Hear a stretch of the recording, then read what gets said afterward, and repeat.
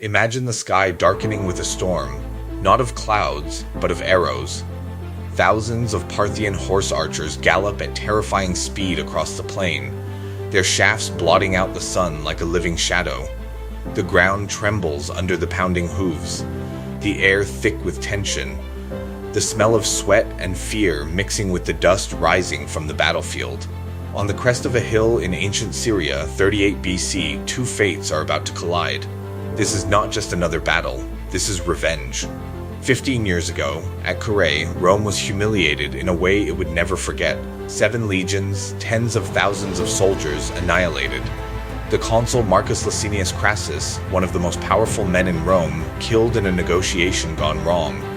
His legion's sacred standards captured and paraded as trophies by the Parthians. Rome bled, and it swore vengeance. And the man tasked with delivering it is no patrician senator from a noble house. No, he is Publius Ventidius Bassus, a general who started life as a mere mule driver.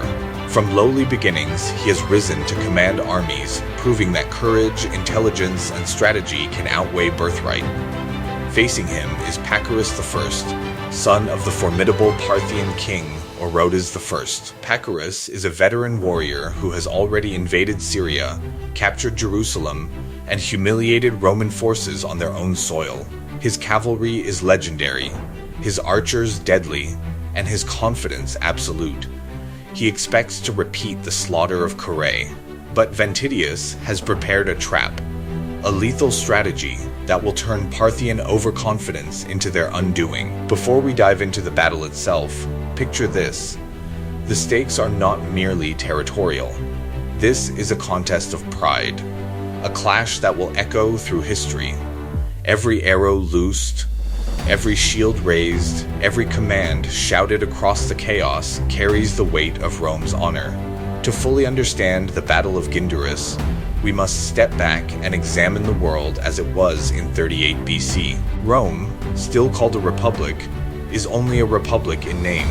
Its true form had died long before in the blood-soaked civil wars. Now the so-called republic is a facade, a patchwork of territories ruled by warlords. Mark Antony controls the east, the rich provinces of Syria, Asia Minor, and Egypt. Octavian, the future Augustus, rules the west. Their alliance is fragile, known by all to be temporary, a truce of convenience at best. Beyond Rome's eastern border lies the Parthian Empire, a superpower stretching over modern-day Iran, Iraq, parts of Turkey, Armenia, and even into India. Unlike any foe Rome has faced, the Parthians rely on mobility, deception, and shock tactics rather than heavy infantry formations. Their secret weapons are twofold: the horse archers, who strike from afar with deadly precision, and the cataphracts, armored shock cavalry capable of smashing any formation. In 53 BC, at Carrhae, these forces decimated the Romans. Crassus fell. 20,000 Roman soldiers were slaughtered, and 10,000 captured and taken to the farthest reaches of Parthian lands. It was one of the worst defeats in Roman history, a national wound that festered for 15 years. Now, 15 years later, the situation has shifted. Mark Antony desires vengeance, but knows better than to act recklessly. He selects Ventidius Bassus, the former mule driver turned brilliant strategist, to carry out this mission. Ventidius is no ordinary commander. Born into poverty in Puteoli, Italy, he rose through the ranks not by lineage, but by sheer brilliance, courage, and tactical genius. He has already confronted the Parthians twice, reclaiming Syrian territory previously lost. Pacorus I, determined to finish what his forces began at Carrhae, marches with thousands of mounted archers, dozens of cataphracts, and the confidence of a victor. He crosses the Euphrates, the natural boundary between Parthian and Roman territories, certain that Rome will again fall before him. But Ventidius knows better. He will not engage the Parthians in open, flat terrain, where their cavalry and archers hold absolute dominance. No, he will turn geography into weaponry, patience into power, and deception into deadly precision. He spreads false intelligence, letting Parthian spies witness supposed weaknesses in Roman positions.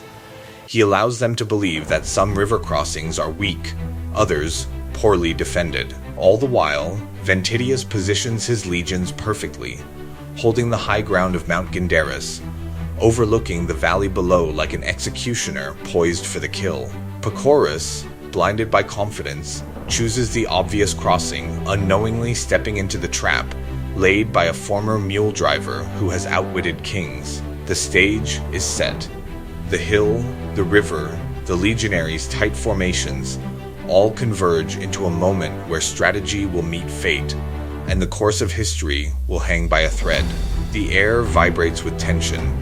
Horses paw the earth. Archers tighten grips on their bows. Legionaries brace their shields. Every heartbeat echoes like a drum of war. The Parthians' advantage was terrifying. Mounted archers, swift as the wind, could strike from impossible distances. Their arrows rained down like death incarnate, a storm that could shred any ordinary formation. But Ventidius Bassus knew that raw speed and skill alone would not win the day. The key lay in terrain, timing, and cunning. He needed Pacorus to make a mistake, a single misstep that would turn his pride into a trap. And so, Ventidius unleashed one of the most brilliant campaigns of misinformation in military history. Rumors were whispered to Parthian spies.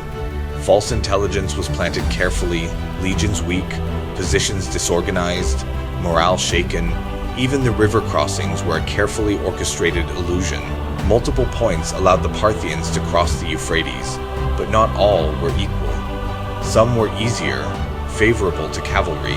Others led into rugged, mountainous terrain, deadly for horsemen but perfect for infantry prepared for defense. Pacorus, blinded by overconfidence, believed the Romans were entrenched at the obvious crossing. He imagined a cornered enemy, disarrayed and vulnerable, waiting to be crushed. Every false clue was like a lure dangling before a predator, and Pacorus bit with full confidence. He chose the free crossing, unaware it would lead him straight into Ventidius's trap, the high ground of Mount Gindaris. The mountainous slopes loomed ahead like silent sentinels, waiting to crush the pride of the Parthian army. As the Parthian columns began to ford the river, Ventidius moved his legions with precision. Roman soldiers, disciplined and silent, took positions along the steep hillside. From this vantage, they could see the entire plain below, the enemy's movement, the chaos in advance columns, and the slow unfolding of the trap. Every moment was calculated. Every step Pacorus's troops took was guided toward disaster. The archers' speed and deadly skill, the cataphracts' brute force, none of it would matter once the Romans unleashed their perfectly timed counterstrike from the heights. The stage was set.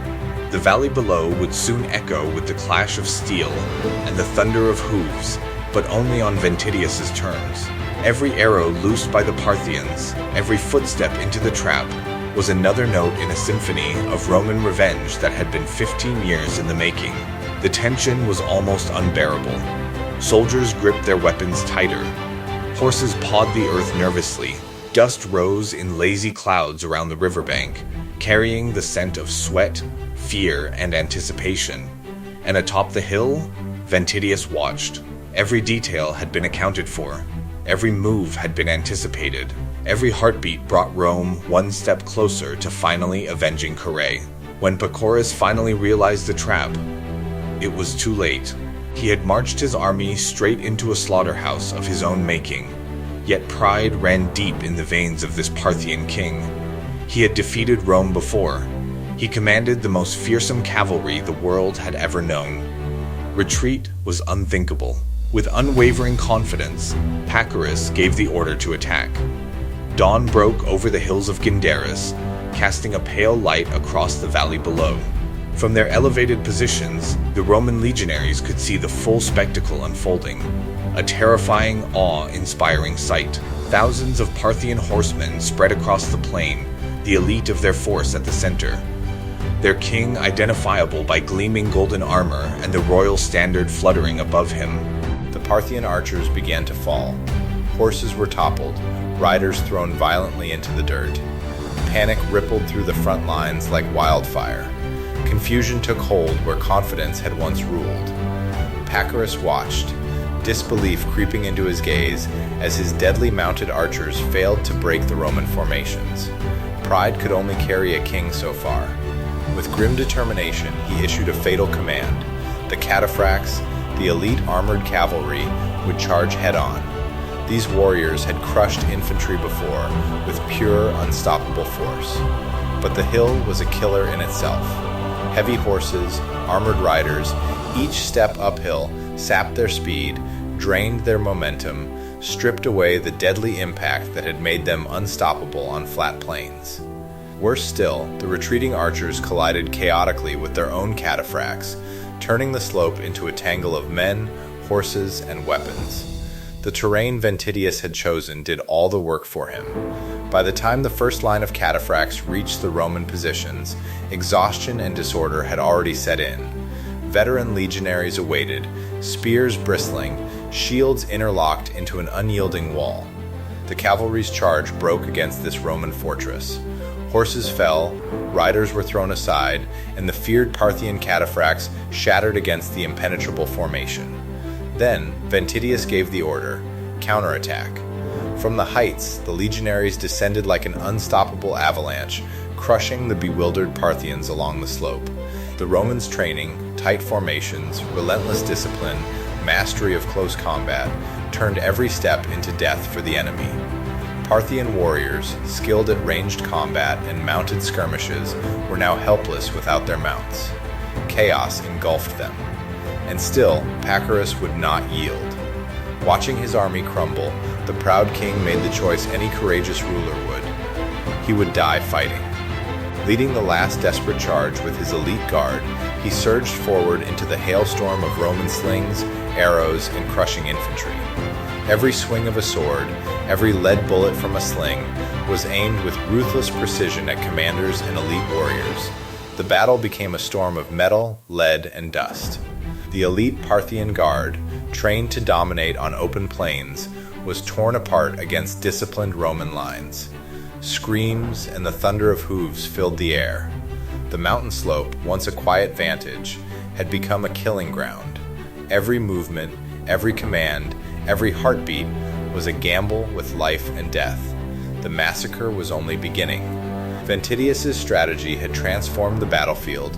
Parthian arrogance met Roman cunning, skill met terrain, and pride met discipline. The clash would echo in the annals of history, a lesson in how a brilliant mind could turn disaster into victory. The tide of battle had turned irreversibly.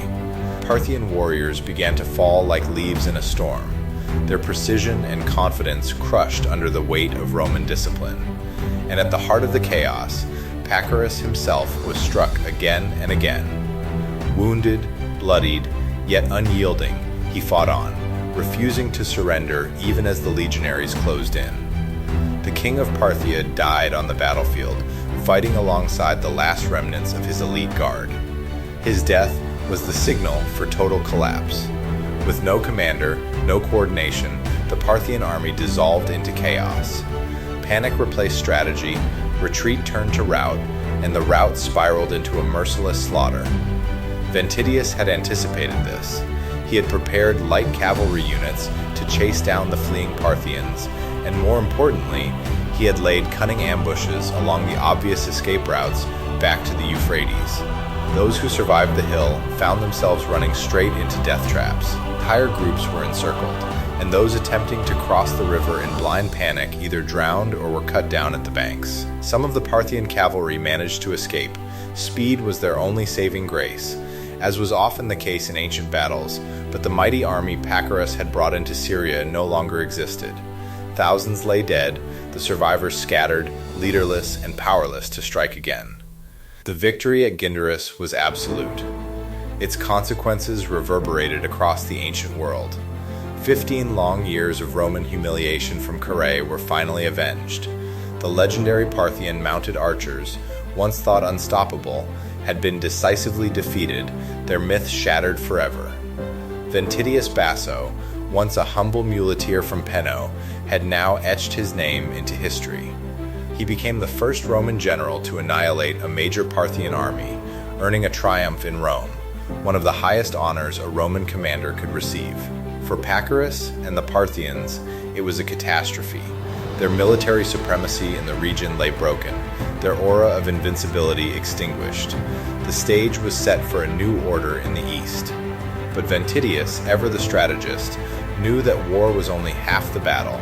The political games in Rome, the ambitions of generals and senators, would determine who truly reaped the rewards. And the story was far from over.